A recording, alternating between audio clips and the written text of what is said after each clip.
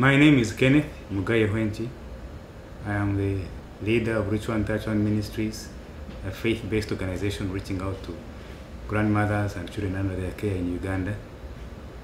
And since we started working with older people 6 years ago, I have learned how much grandmothers mean to the communities in which we live. I have learned that the grandmothers are holding together our communities. In the time when HIV, AIDS, and wars, especially in northern Uganda, have taken away the middle generation, the men and women that would raise their children, and left grandmothers with so many orphans to look after. Grandmothers have risen to the occasion and provided food, provided shelter, provided parenting, provided love and care, provided education, anything a child needs amidst the difficulty. 4 years ago, when we got to meet people from the Stephen Lewis Foundation, it was a turning point in our organization, because having never had money from any donor but from individuals, it was the first opportunity, and we have found the foundation to be different from my perception of other donors. The foundation, from the outset, they told me, I remember Isato saying, we are going to be in partnership. We are going to partner with you, and because we are going to partner with you, from stage to stage, you want to hear from each other and learn from each other and listen to each other. And the foundation has listened. For example, the foundation, when we submit our applications, which I think are not even proposals, just sharing ideas of what you want to do. They write back and forth, they listen, and you come out with something that we think will work for you. That's different. Some donors have a template, have rules that if you don't fit in them, you don't get anything. And sometimes those rules don't help your needs. But the foundation is different. You have your needs. If you can articulate them how you think you can meet them, they even help you to articulate them better and give you support. The other thing I like about the foundation is how fast they are in responding. You write an email or make a request, quickly they respond. And when you agree on the funds, immediately the funds come to you. Not through any intermediary, not through anybody. They just come to your organization and they can be given to the grassroots quickly and help. I mean, an example is the grandmothers were affected by the landslides recently. And as soon as I wrote the foundation, they saw the need, they responded, they sent the money. And the other thing about the foundation is the connection between the foundation and the people. At least twice a year, foundation representative or staff come. And when they come, they share with us, they see what we do, they encourage us, but they also help us where we may need help. Some of them have so much knowledge in development work in developing countries, and they're willing to share with us. So I think that relationship with the foundation and supporting our grandmothers support project, which enables grandmothers to raise HIV/AIDS orphans under their care, which also enables grandmothers to access housing, to build houses for grandmothers with HIV/AIDS orphans, and which also helps them to access Medicare and income generation, is great.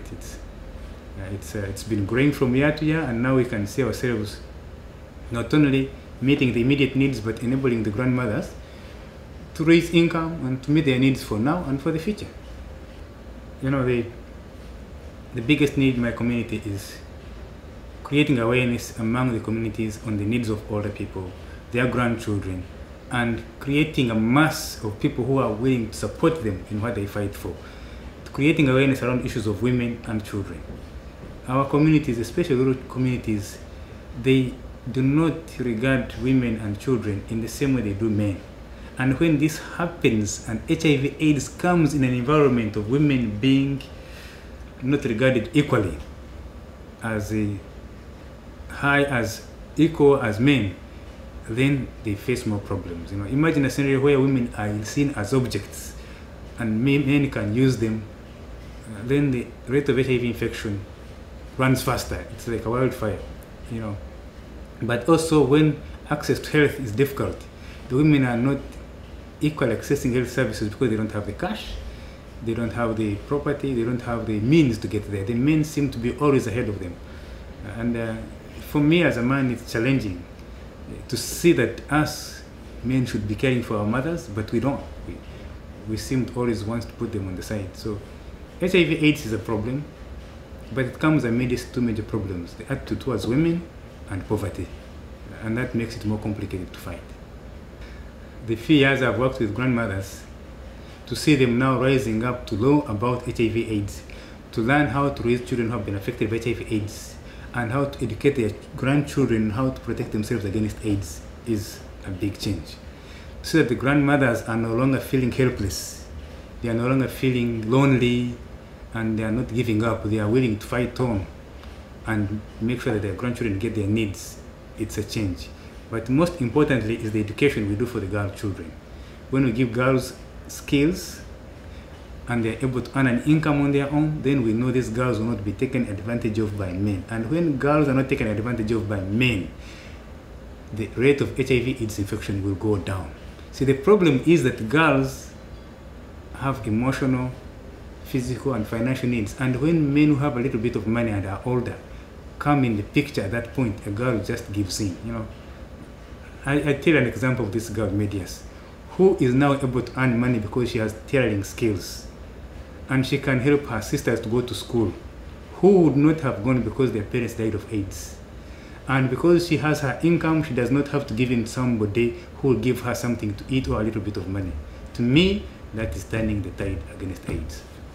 We sent Jennifer and what was her name? Anyway, another grandmother to Swaziland. The whole journey of thinking about leaving Uganda, going to the airport, being in the plane, and meeting others was just a wonderful experience for them.